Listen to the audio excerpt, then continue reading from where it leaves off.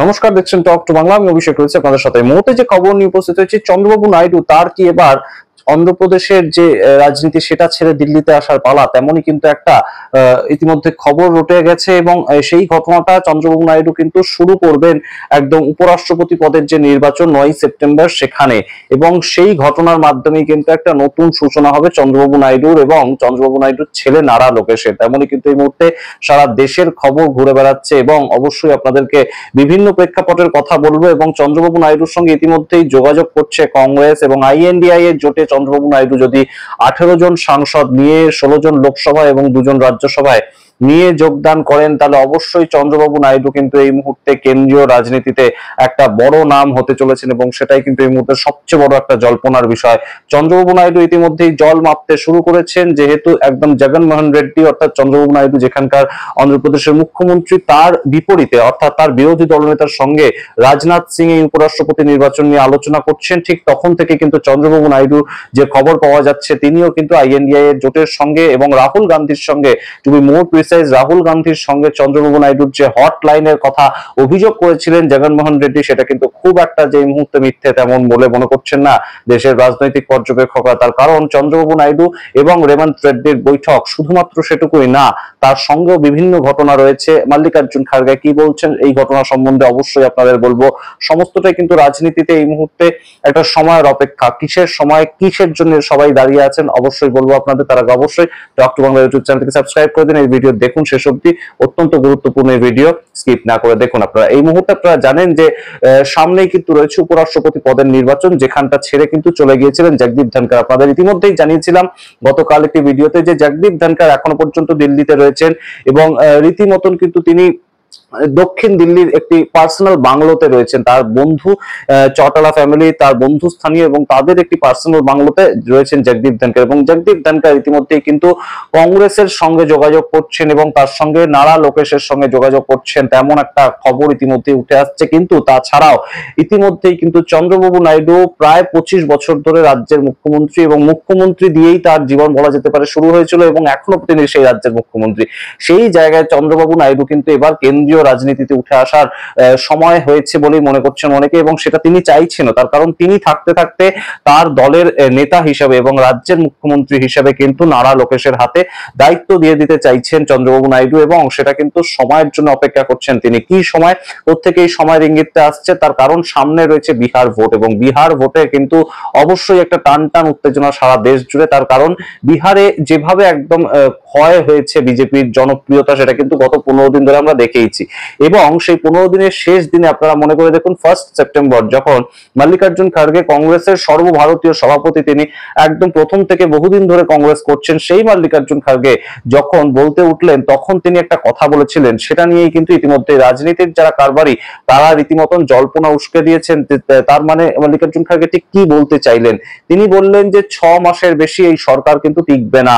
একটা প্রসঙ্গে তিনি এই কথা বললেন, কিন্তু 6 মাস পরে তো বিহারের ইলেকশন নয়, তাহলে বিহারের সরকার সম্বন্ধে তিনি আর কথা বলেননি নিশ্চয়ই, এটা স্বাভাবিক। কি তাহলে এনডিএ সরকার টিকবে না, সেটাই কি বলতে চেয়েছেন? অবশ্যই সেটাই কিন্তু একটা ইঙ্গিত দিয়েছেন ইতিমধ্যেই মাল্লিকার্জুন খারগে। এবং সেই পরিপ্রেক্ষিতে ইতিমধ্যে যে খবরটা উঠে আসছে যে চন্দ্রবাবু নাইডুর সঙ্গে কিন্তু যোগাযোগ করছে কংগ্রেস এবং কংগ্রেসের হাইকমান্ড যোগাযোগ করছে চন্দ্রবাবু নাইডুর সঙ্গে, এবং সেখানে কিন্তু দূত হিসেবে কাজ করছেন বহু মানুষ। তার মধ্যে রেবন্ত রেড্ডি, তেলেঙ্গানার মুখ্যমন্ত্রী কংগ্রেস নেতা রাহুল গান্ধীর অত্যন্ত ঘনিষ্ঠ, তিনি যেমন বিভিন্ন সময় যাচ্ছেন, সেটা যেমন একটা খবর উঠে আসছে, ঠিক তেমন ভাবে কিন্তু আরেকটা খবর যেটা আপনাদের বললাম যে জগদীপ ধনখড় দিল্লিতে আছেন। কখন কি খেলা ঘুরিয়ে দেবেন জগদীপ ধনখড় আমরা কিন্তু এখনো জানি না, এবং সেই জায়গা থেকে জগদীপ ধনখড়ের সঙ্গে কিন্তু বহু পুরনো সম্বন্ধ চন্দ্রবাবু নাইডুরও ছিল। সুতরাং এই যে চন্দ্রবাবু নাইডু ইতিমধ্যেই একদম উপরাষ্ট্রপতি নির্বাচনে চোখ বন্ধ করে সম্পূর্ণ যে সিপি রাধাকৃষ্ণন এনডিএ প্রার্থী তাকে ভোট দিয়ে দেবেন, সেটা কিন্তু নাও হতে পারে। এবং সেটা যদি না হয়, তা একটা ক্রস ভোটিং এর যদি একটা প্রেক্ষাপট তৈরি হয়, তাহলে কিন্তু অবশ্যই 18 জন সদস্য এনডিএ এর বিপক্ষে ভোট দেবেন কিংবা ক্রস ভোটিং করবেন আইএনডিআই এর সুদর্শন রেড্ডিকে। এবং সেটা যদি হয়, অবশ্যই কিন্তু এই মুহূর্তে একটা বড় সড় সংকেত আইএনডিআই এর জোটের পক্ষ থেকে পাওয়া যাবে যে আইএনডিআই এর জোট কিন্তু প্ল্যান করছে চন্দ্রবাবু নাইডুকে তাদের দিকে নিয়ে আসা। তবে এত সহজ নয় খেলাটা অবশ্যই, তার কারণ চন্দ্রবাবু নাইডুর উপর কিন্তু বিভিন্ন ধরনের কেস রয়েছে, এবং যে বিলটা সংসদে অমিত শাহ এনেছেন সেখানে কিন্তু কেসি বেণুগোপাল প্রথমেই বলেছিলেন যে এটা চন্দ্রবাবু নাইডু এবং নীতিশ কুমারের উপর চাপ তৈরি করার জন্য একটা বিল আনা হয়েছে। এবং এইরকম ইনস্ট্যান্সেস তো আমাদের রয়েছে যে বিজেপি বিভিন্ন দলের সঙ্গে, বিভিন্ন জায়গায় আঞ্চলিক দলের সঙ্গে জোট বাঁধে, পরবর্তীতে সেই জোট ভেঙে দিয়ে তারা সেই রাজ্যটাকে দখল করে নেয়। এবং এইরকম ইনস্ট্যান্সেসের একদম রিসেন্ট যে ইনস্ট্যান্সেসটা, সেটা কিন্তু একদম মহারাষ্ট্রে একনাথ শিন্ডে যিনি মুখ্যমন্ত্রী ছিলেন তার হাত থেকে তার সরকার কেড়ে নিয়ে একদম এমএলএদের আমরা দেখতে পেয়েছিলাম যে ইস্তফা পত্র দেওয়ানোর মাধ্যমে কিন্তু নতুন সরকার তৈরি হলো। হঠাৎ করে এসে বসলেন দেবেন্দ্র ফডনবিস এবং একনাথ শিন্ডে মুখ্যমন্ত্রীর থেকে হয়ে গেলেন উপমুখ্যমন্ত্রী। সেটা নিয়ে কিন্তু তার একটা রীতিমতন ক্ষোভ রয়েছে এবং সেই ক্ষেত্রে তিনি একদম ক্রস ভোটিং এ তার যে সম্ভাবনা, 7জন এমপি রয়েছেন একনাথ শিন্ডের হাতে, সেটা কিন্তু অবশ্যই এই মুহূর্তে একটা ধরার মতন। অন্যদিকে আমরা যদি দেখি শিবসেনার ক্ষেত্রেও কিন্তু একই ঘটনাটা ঘটেছিল।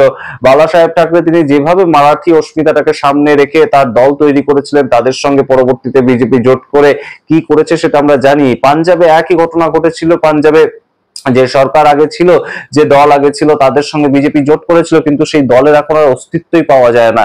এবং একই ঘটনা তামিলনাড়ুর ক্ষেত্রেও কিন্তু ঘটেছিল। AIADMK সেই দল, অর্থাৎ জয়ললিতার দল, সেই দলের সঙ্গেও কিন্তু বিজেপি জোটবদ্ধ অবস্থায় এখনো পর্যন্ত ভোটে লড়াই করে, কিন্তু তাদের যে অস্তিত্ব, তাদের থেকে কিন্তু বিজেপির অস্তিত্ব তামিলনাড়ুতে এই মুহূর্তে এখনো পর্যন্ত বেশি। সুতরাং প্রত্যেকটা জায়গায় কিন্তু আঞ্চলিক দলের হাত ধরে একটা জোটবদ্ধ ভাবে এনডিএ হিসেবে তারা লড়াই করে বটে। এবং বিহারের, আপনারা যদি বিহারের সিচুয়েশনটা দেখেন, ইতিমধ্যেই গত 5 বছর ধরে নীতিশ কুমারকে মুখ্যমন্ত্রী রেখে দেওয়া হয়েছে, কিন্তু সরকার কে চালাচ্ছে? 2জন ডেপুটি চিফ মিনিস্টার, তারাই কি সরকার চালাচ্ছে না? এবং সেই জায়গায় সম্রাট চৌধুরী, তার নামটা কি বারংবার ঘুরে ফিরে আসে না? নীতিশ কুমারের সরকার না সম্রাট চৌধুরীর সরকার, সেটা বিভিন্ন সময় কিন্তু গুলিয়ে যাওয়ার মতন একটা প্রেক্ষাপট তৈরি হয়। নীতিশ কুমার, তার 12জন সাংসদ এখনো পর্যন্ত রয়েছেন বলেই শুধুমাত্র নীতিশ কুমারকে যে রেখে দেওয়া হয়েছে মুখ্যমন্ত্রী করে, সেটা কিন্তু বোঝাই যাচ্ছে।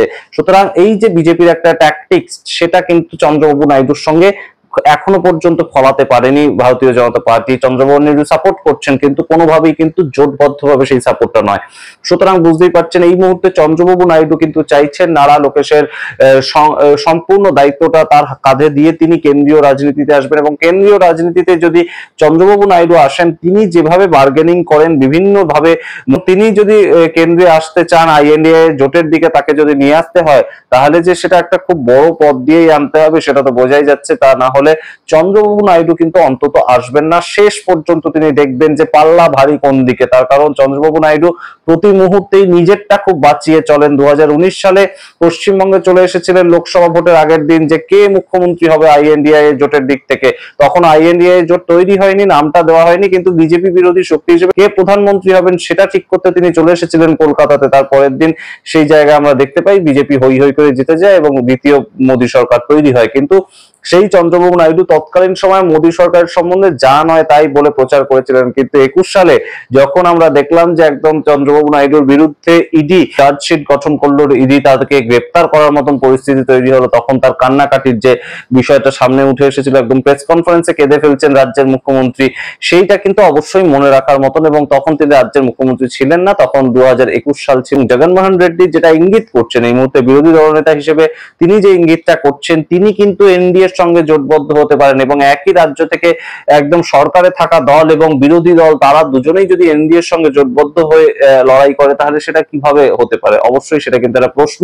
এবং সেই প্রশ্নগুলো কিন্তু এক জায়গায় যদি আনা যায়, তাহলে কিন্তু একটাই উত্তর তার থেকে বেরিয়ে আসা, কিংবা সম্ভাবনাময় একটা উত্তর বেরিয়ে আসা, সেটা কিন্তু চন্দ্রবাবু নাইডুর সঙ্গে গভীর সম্পর্কিত রয়েছেন মল্লিকার্জুন খার্গে থেকে রাহুল গান্ধী।